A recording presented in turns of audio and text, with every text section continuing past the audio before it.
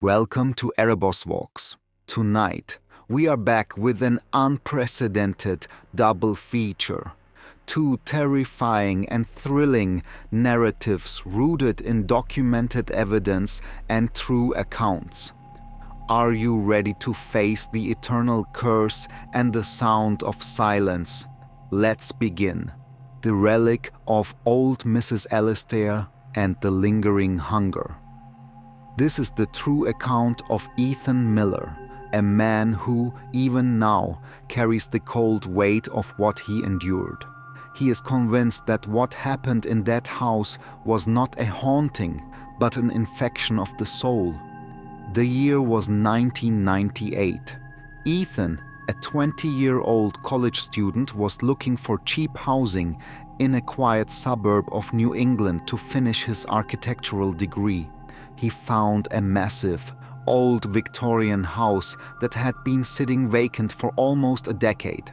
It was beautiful but foreboding, with peeling paint, overgrown ivy, and an air of heavy, suffocating silence. The price was absurdly low. The locals all knew why. It was the former home of old Mrs. Alistair, a recluse rumored to practice black magic, who had died alone in the house under mysterious circumstances. It was said she made a terrible bargain to stay connected to the living world. Ethan, a staunch skeptic, dismissed the warnings as folklore. He moved in on a damp October evening.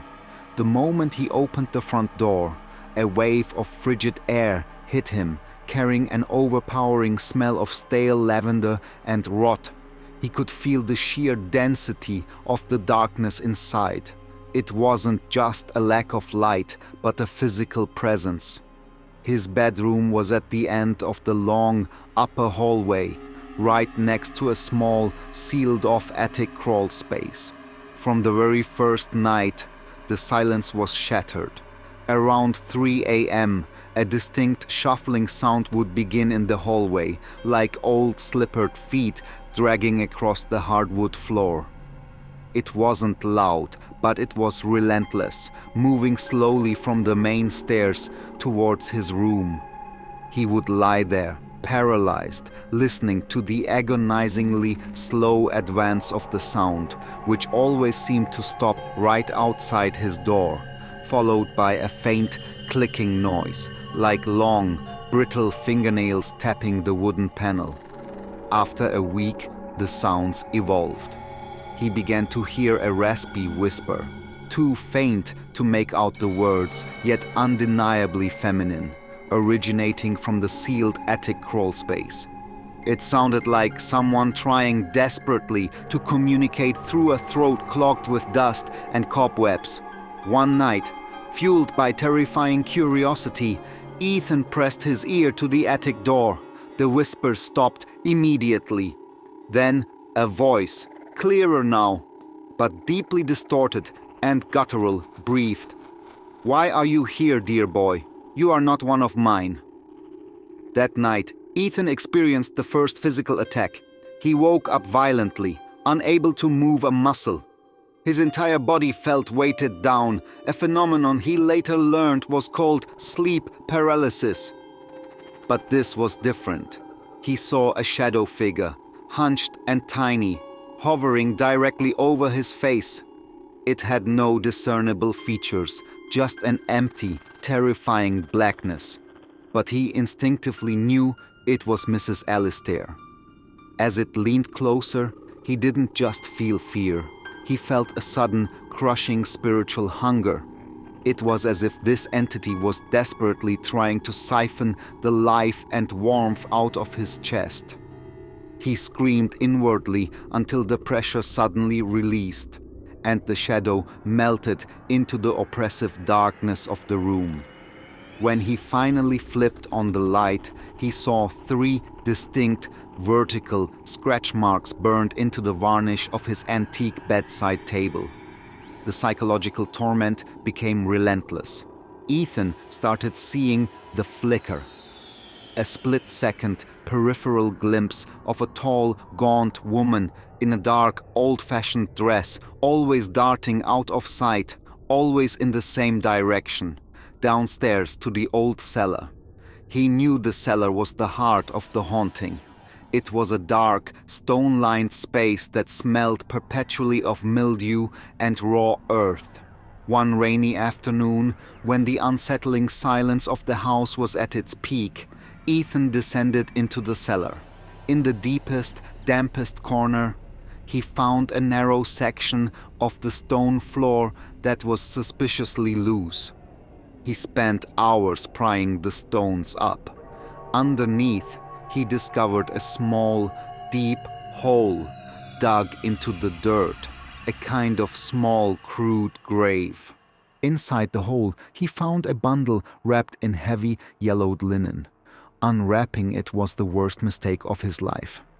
Inside were a collection of truly disturbing artifacts, a small, intricately carved wooden box filled with human baby teeth, a faded, heavy silver locket containing a lock of grayish hair, and a small, brittle, leather-bound journal. The journal was not written in English, but in a series of swirling, dark symbols and incomprehensible glyphs that seemed to writhe on the page. As Ethan picked up the journal, the air in the cellar plummeted to an instantaneous, shocking cold. The lavender and rot smell intensified to an unbearable degree. From the blackness of the cellar stairs, a sound erupted that was neither a scream nor a cry, but a sickly, desperate wail of loss and fury. Ethan looked up. Standing on the bottom step was the clearest apparition he had yet seen. It was old Mrs. Alistair, but horrifyingly distorted. Her skin was paper-thin and grey, her eyes were huge, vacant sockets, and her mouth was stretched into a wide, unnatural grin. Her hands, equipped with those long, sharp fingernails, were held out towards him. She was not silent this time. Her voice, a hissing, rattling whisper, commanded, "You have disturbed the vessel. Now, you must fulfill the bargain.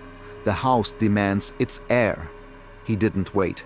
He dropped the relics and scrambled up the stairs, slamming the heavy wooden door shut. He fled the house without looking back, leaving everything behind: clothes, books, ID, everything. Ethan never returned, but Mrs. Alistair's presence did not stay within the Victorian walls. To this day, Ethan suffers from intense, chronic anxiety, terrifying night terrors, and a constant, profound sense of being watched. He never stays in one place too long. Every few months, he wakes up in his new apartment to find a single, dried lavender flower placed carefully on his pillow, or a small patch of his skin exhibiting 3 faint, parallel scratches. He knows the heir Mrs. Alistair spoke of was not a human child, but a vessel for the entity she had conjured, the very entity that now follows him. And the worst part? Ethan has never been able to have a healthy relationship. Every woman he becomes close to eventually leaves, reporting the same unsettling feeling, that a third person is always present in the room, watching them silently, waiting for the opportunity to claim the host. Ethan Miller is a man who didn't just live in a haunted house. He became the new house for the entity.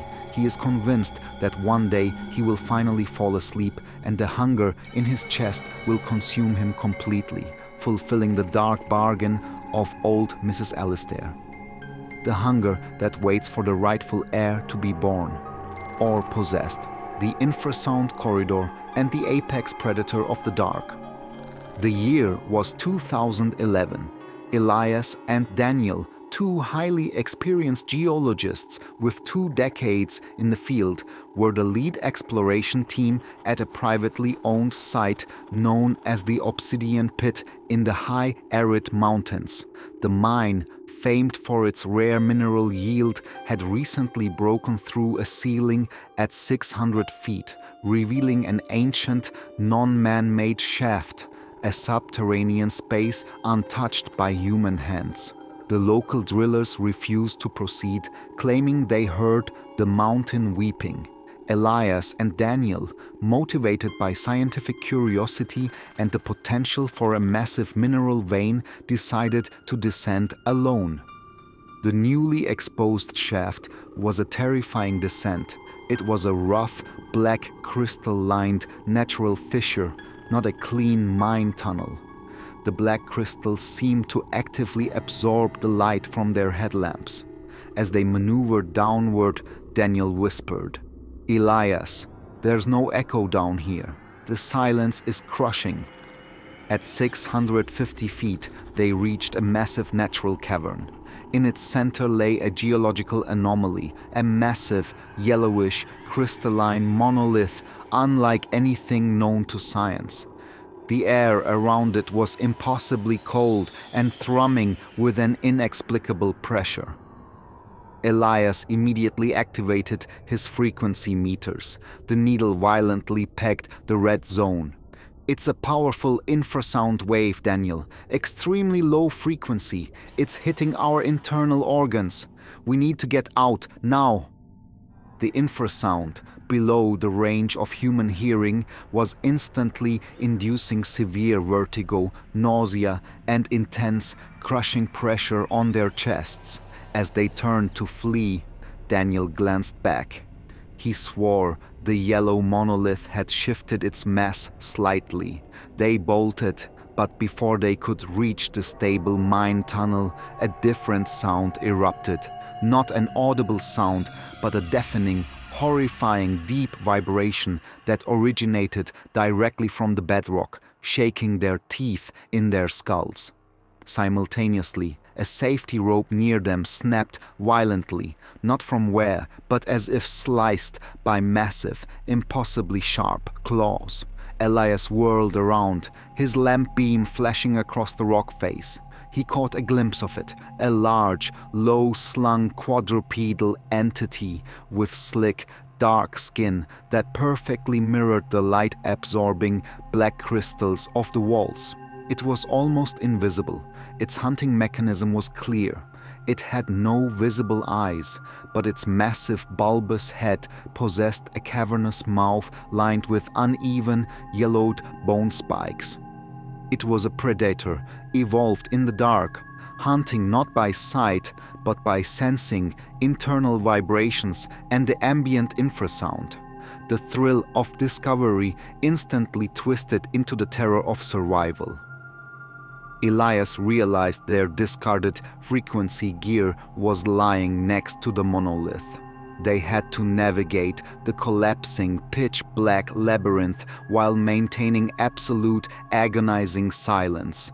The whooshing noise of the creature moving along the floor like sandpaper drawn across wet hide filled the spaces behind them.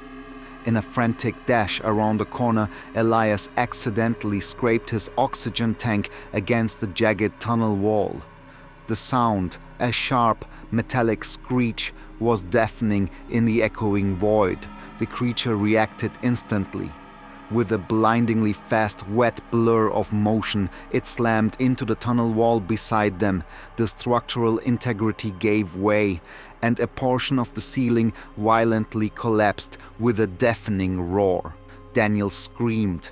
The shout was short, strangled, and final. Elias saw the creature's form materialize as it lunged, massive, yellowed claws wrapped around Daniel, pulling him down into the fresh rubble.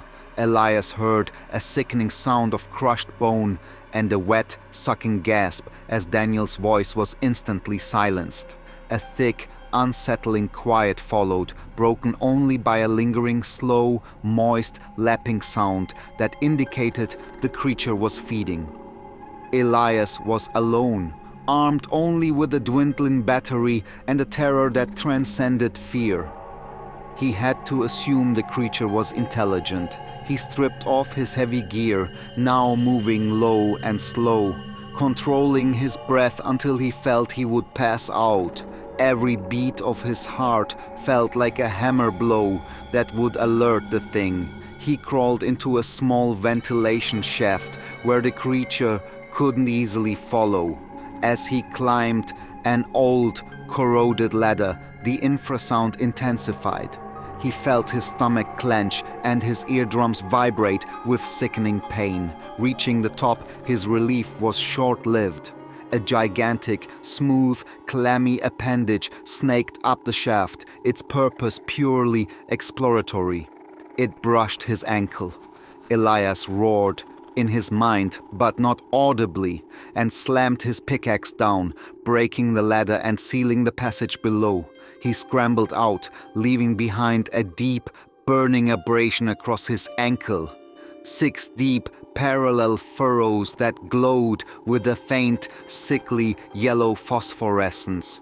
Elias made it out, staggering into the blinding daylight, covered in grit and the stench of raw earth, metal, and something profoundly vile.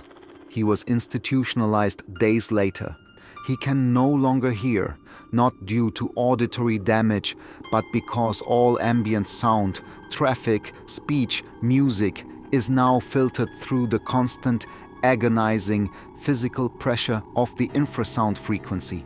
He lives in self-enforced silence. But the final horror came last night. The nurses found him in his room, violently scratching his chest with his fingernails. He had scribbled one terrifying, desperate message on the wall. "I can't silence it. He hears the oscillation of my bones." The silence wasn't safety. It was the incubation chamber. He is not in the cave, he is in the ringing, waiting for a sound to be born. When they restrained him, Elias let out not a human cry, but a throaty, vibrational rattle. Under the harsh hospital lights, the nurses saw that the veins and arteries in his neck and hands were throbbing with an unnatural vigor, and the skin along his collarbone was developing a faint, spreading, yellowish, crystalline sheen. He is infected. He is now a resonator, a living conduit for the entity. Elias knows that if he ever screams again, the predator, the resonator, will not just kill him. It will use him to violently birth itself into the world. He is alive, but he is no longer alone. The hunting has just begun. If you manage to bear the terror until this moment and you don't feel the infrasound vibrations in your chest or see the shadow of the marble bride behind you, it means you have survived another night of horror.